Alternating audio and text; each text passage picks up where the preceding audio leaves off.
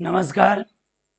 आज की क्लास में हम लोग क्लास 10th के जो प्रीवियस ईयर एग्जाम में जो क्वेश्चन पूछा है उस क्वेश्चन को देखने वाले 70 ऑब्जेक्टिव आप लोग के लिए लेकर के हम आए हैं।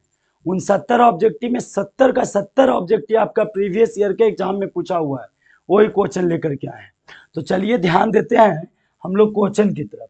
सबसे पहला क्वेश्चन है बाबू, ध्यान दीजिएगा। सबसे पहला नंबर क्वेश्चन का आता है, तो सबसे फर्स्ट नंबर क्वेश्चन आता है राजा, 1 मिली एम्पियर कितना के बराबर होता है बाबू? तो याद रखिएगा, 1 मिली एम्पियर जो है, 1 मिली एम्पियर 10 के पावर कितना -3 एम्पियर के बराबर होता है। 1 मिली एम्पियर 10 के पावर कितना -3 एम्पियर के बराबर होता है बाबू। अगला क्वेश्चन देखिएगा, अगला क्वेश्चन का बोलता है, ध्यान दीजिएगा क्वेश्चन की तरफ। कहता है डीजल का उपयोग किस में होता है? भारी वाहनों में, विद्युत उत्पादन में, रेल के इंजन में, इन सभी में। आप आंसर बताइएगा, डीजल का उपयोग किस में होता है? तो याद रखिएगा बाबू, डीजल का उपयोग इनमें से सभी में होता है। डीजल का उपयोग इनमें से सभी में होता है। अगला क्वेश्चन की ओर देखिए, 3 नंबर क्वेश्चन देखिए क्या बोलता है। क्वेश्चन है प्यारे, आसान सा क्वेश्चन है। सौर सेल सौर ऊर्जा को रूपांतरित करता है किस ऊर्जा में बाबू? तो याद रखिएगा, सौर सेल जो है सौर ऊर्जा को विद्युत ऊर्जा में बदलता है। सौर सेल सौर ऊर्जा को विद्युत ऊर्जा में बदलने का काम करता है बाबू। आगे याद रखिएगा, अगला क्वेश्चन देखिए क्या बोलता है। अगला क्वेश्चन बोला है बाबू, सोना की परमाणु संख्या क्या है? सोना की परमाणु संख्या क्या है? तो सोना की परमाणु संख्या 79 है। सोना की परमाणु संख्या कितना है? 79 है। अगला बताइएगा, आगे बताइएगा, आगे क्वेश्चन जो लिखा है बाबू वो ध्यान दीजिए। अगले क्वेश्चन, निम्नलिखित में कौन सी ऑक्सीकरण की क्रिया नहीं है? निम्नलिखित में कौन सी ऑक्सीकरण की क्रिया नहीं है? तो बाबू दहन ऑक्सीकरण की क्रिया है, श्वसन भी ऑक्सीकरण की क्रिया है, और कुछ भोजन का पचना भी ऑक्सीकरण की क्रिया है, लेकिन अवक्षेपण ऑक्सीकरण की क्रिया नहीं है। तो इसका आंसर क्या हो जाएगा? अवक्षेपण हो जाएगा। याद रखिएगा। आगे देखिए क्वेश्चन नंबर 6 देखिए। क्वेश्चन नंबर 6 हमारा क्या बोलता है? तो क्वेश्चन नंबर 6 बोलता है ऑक्सीजन की संयोजकता क्या होती है? ऑक्सीजन की संयोजकता क्या होती है बाबू? तो याद रखिएगा, ऑक्सीजन की संयोजकता कितना होता है निकाल दीजिए आप। ऑक्सीजन का नाम सुने, ऑक्सीजन परमाणु संख्या कितना होता है? 8 होता है। इलेक्ट्रॉनिक विन्यास कितना होता है? 2 होता है और 6 होता है। तो वैलेंस इलेक्ट्रॉन कितना हुआ? 6। तो वैलेंसी कितना होगा? 8 में से 6 घटा के कितना? 2 हो जाएगा। एक ऐसा तत्व है इलेक्ट्रोनिगेटिव है, एक ऐसा तत्व है इलेक्ट्रोनिगेटिव एलिमेंट्स है बाबू। याद रखिएगा, इलेक्ट्रोनिगेटिव एलिमेंट्स है। आगे ध्यान दीजिएगा, 7 नंबर क्वेश्चन कहता है बाबू, 7 नंबर क्वेश्चन जो बोला है, जो ध्यान दीजिए आप, 7 नंबर क्वेश्चन बोला है अम्लीय वर्षा के जल का पीएच मान कितना होना चाहिए? अम्लीय वर्षा के जो जल होता है उस जल का पीएच मान कितना होना चाहिए? तो 5.6 से कम होना चाहिए। अगला क्वेश्चन देख लीजिए, कहता है चींटी के डंक में कौन सा अम्ल पाया जाता है? चींटी के डंक में, चींटी के डंक में कौन सा अम्ल पाया जाता है बाबू?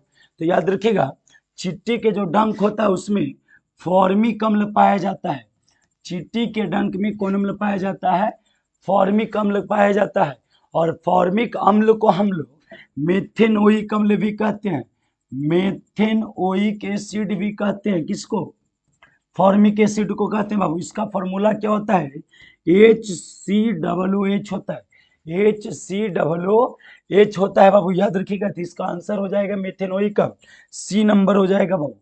9 नंबर क्वेश्चन को देखिए, 9 नंबर क्वेश्चन क्या बोलता है? क्वेश्चन कहता है राजा, निम्नलिखित में कौन सा संवहन उत्तक है? निम्नलिखित में कौन संवहन उत्तक है? तो संवहन उत्तक फ्लोएम भी है बाबू और जाइलम भी है। तो आंसर हो जाएगा डी नंबर, बी और सी दोनों हो जाएगा। ध्यान से देखिए, इसके बाद अगला क्वेश्चन 10 नंबर क्वेश्चन कहता है, 10 नंबर क्वेश्चन जो बोला है बाबू, वो बोल रहा है प्रोटोजोआ उत्सर्जी पदार्थ का निष्कासन, प्रोटोजोआ उत्सर्जी पदार्थ का निष्कासन किसके द्वारा करता है? तो परासरण के द्वारा करता है। किसके द्वारा? परासरण के द्वारा करता है। आगे ध्यान दीजिएगा, आगे कहता है बाबू, मनुष्य के शरीर की सबसे बड़ी ग्रंथि, मनुष्य के शरीर की सबसे बड़ी ग्रंथि कौन है बाबू? यकृत है। मनुष्य के शरीर की सबसे बड़ी ग्रंथि कौन है बाबू? यकृत है। आगे देखिएगा 12 नंबर क्वेश्चन क्या बोला है? 12 नंबर क्वेश्चन बोला है बाबू, शरीर का संतुलन बनाए रखता है कौन बाबू? सेरिबेलम। शरीर का संतुलन कौन बनाए रखता है? सेरिबेलम बनाए रखता है। आगे देखिएगा 30 नंबर क्वेश्चन जो है, 30 नंबर क्वेश्चन कहता है मानव हृदय में कितने कोष्ठ होते हैं? मानव हृदय में कितने कोष्ठ होते हैं बाबू? तो मानव हृदय में 4 कोष्ठ होते हैं, दायां अलिंद, बायां अलिंद, दायां निलय और बायां निलय, 4 कोष्ठ होते हैं। आगे ध्यान दीजिएगा, क्वेश्चन नंबर 14 को आप ध्यान दीजिए। क्वेश्चन नंबर 14 बोलता है किशोरावस्था, किशोरावस्था में होने वाले शारीरिक परिवर्तन का कारण क्या है?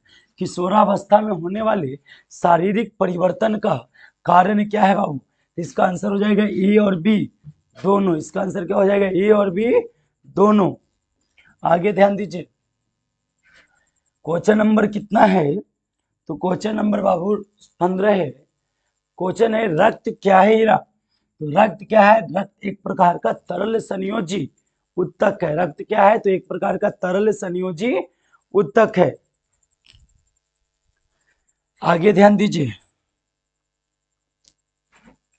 क्वेश्चन कहता है जिन शब्द का प्रयोग किसने किया था? जिन शब्द किसने प्रस्तुत किया था बाबू? जोहानसन ने। किसने किया था? जोहानसन ने किया था। आगे देखिए क्वेश्चन नंबर 17 देखिए, 17 नंबर क्वेश्चन कहता है बाबू विद्युत चुंबक बनाने के लिए किस पदार्थ के छड़ का प्रयोग होता है? तो नरम लोहे का छड़ का प्रयोग होता है, याद रखिएगा। आगे देखिए 18 नंबर, 18 नंबर क्वेश्चन है जब किसी चालक तार विद्युत धारा प्रवाहित होती है तो गतिशील कण कौन होता है? इलेक्ट्रॉन होता है बाबू। जब कोई चालक तार है उससे प्रवाहित होगा विद्युत धारा, तो जो चलने वाला कण है वो कौन सा कण होता है? इलेक्ट्रॉन होता है। अगला क्वेश्चन थोड़ा फास्ट में देखिएगा, सारा क्वेश्चन आपका एग्जाम में प्रीवियस ईयर का जो एग्जाम हुआ है उसमें पूछा हुआ क्वेश्चन है, ध्यान दीजिएगा क्या बोलता है।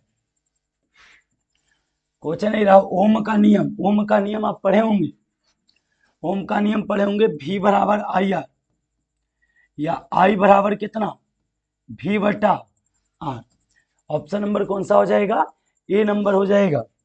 अगला क्वेश्चन को आप देखिए, क्वेश्चन नंबर 20 का बोलता है। तो क्वेश्चन नंबर 20 है बाबू विभवांतर का हिस्सा मात्र बाबू, ये तो आपको याद ही होगा, वोल्ट। विभवांतर का हिस्सा मात्र क्या होता है? वोल्ट होता है, याद रखिएगा। आगे देखिए 21 नंबर क्वेश्चन है, ए मीटर का प्रतिरोध क्या होता है बाबू? छोटा होता है। आगे देखिएगा 22 नंबर क्वेश्चन देखिएगा, 22 नंबर क्वेश्चन बोलता है विद्युत बल्ब का फिलामेंट किसका बना होता है? टंगस्टन का बना होता है। यही हीटर का पूछ देता तो हीटर का काची लिखते हैं? नाइक्रोम का लिख देते। किसका? नाइक्रोम का। लेकिन बल्ब का पूछा है, विद्युत बल्ब, तो किसका बना होता है? टंगस्टन का बना होता है, याद रखें। आगे ध्यान दीजिए 22 नंबर क्वेश्चन कहता है, 22 नंबर क्वेश्चन जो है वो बोलता है इसका उपयोग, रियास्टेट का उपयोग धारा परिमाण में वृद्धि के लिए। आगे देखिएगा विद्युत आवेश का मात्रा का होता है बाबू? कूलम्ब होता है। और भी देखेंगे 25 नंबर क्वेश्चन को देखिए, श्वसन का अंतिम उत्पाद को चाहिए बाबू? CO2 और H2। श्वसन का अंतिम उत्पाद कौन है? तो श्वसन का अंतिम उत्पाद CO2 और का चाहिए H2O है। अगला 26 नंबर क्वेश्चन देखिएगा, दांत की सबसे ऊपरी परत कौन होता है? तो इनामेल होता है। और कहते हैं ना पढ़ाई लिखाई पर यदि आप ध्यान देते हैं आपको रिजल्ट कोई रोकने वाला नहीं। यदि आप मेहनत कर रहे हैं तो उस मेहनत का फल मिलेगा ही। तो देखिए 27 नंबर क्वेश्चन क्या है, मानव आहार नाल का सबसे लंबा भाग कौन है बाबू? तो मानव आहार नाल का सबसे लंबा भाग कौन है? छोटी आंत है। 28 नंबर क्वेश्चन देखिए, परागकण निम्नलिखित में किसके अंदर बनता है? तो पराग कोश के अंदर बनता है। परागकण किसके अंदर बनता है? तो पराग कोश के अंदर बनता है। और भी ध्यान दीजिए 29 नंबर क्वेश्चन कहता है चालनी नलिकाएं पाई जाती है किसमें बाबू? फ्लोएम में। चालनी नलिकाएं किसमें पाई जाती है? फ्लोएम में पाई जाती है। आगे बताइएगा 30 नंबर क्वेश्चन का बोला है, तो 30 नंबर क्वेश्चन बोला है आरबीसी का जीवन अवधि कितना दिन होता है? 120 दिन होता है। आरबीसी का जीवन अवधि कितना दिन होता है? 120 दिन का होता है। आगे बताइएगा 31 नंबर क्वेश्चन का बोलता है राजा। 31 नंबर क्वेश्चन बोलता है मानव शरीर की सबसे लंबी कोशिका कौन है बाबू? न्यूरॉन है। इसको हम लोग तंत्रिका कोशिका के नाम से भी जानते हैं। आगे ध्यान दीजिए 32 नंबर क्वेश्चन को आप ध्यान दीजिएगा। अंडाणु कहाँ निषेचित होता है बाबू? तो फैलोपियन नलिका में होती है। जब अंडाशय से अंडाणु निकलता है तो फिमरी उसे पकड़ करके कहाँ भेज देता है? फैलोपियन नलिका में। वहां पे ही यदि शुक्राणु मिलता है तो अंडाणु निषेचित होती है। 32 नंबर हुआ, तो अब 33 नंबर क्वेश्चन को भी आप देख ही लीजिए। निम्नलिखित में कौन पादप हार्मोन नहीं है बाबू? एथिलीन पादप हार्मोन है, साइटोकाइनिन पादप हार्मोन है, ऑक्सिन पादप हार्मोन है, ऑक्सीटोसिन पादप हार्मोन नहीं है। याद रखेंगे कौन? ऑक्सीटोसिन पादप हार्मोन नहीं है। 34 नंबर क्वेश्चन पर ध्यान देंगे आप। क्वेश्चन कहता है बाबू फूल में नर प्रजनन अंग कौन है? तो फूल में नर प्रजनन अंग पुंकेसर है। पुमंग भी लिखेगा तो चलेगा। और स्त्री जो मादा प्रजनन अंग पूछता तो आप लिखते का चीज जायांग, या का चीज लिख देते आप स्त्री केसर। जायांग या का चीज स्त्री केसर। निम्नलिखित में किसमें द्विविखंड नहीं होता बाबू? ईस्ट में। याद रखेंगे किसमें? ईस्ट में। 36 नंबर क्वेश्चन को आप ध्यान दीजिए। 36 नंबर क्वेश्चन कहता है पारिस्थितिकी तंत्र में ऊर्जा का मुख्य स्रोत का चीज है सूर्य का प्रकाश है। याद रखेंगे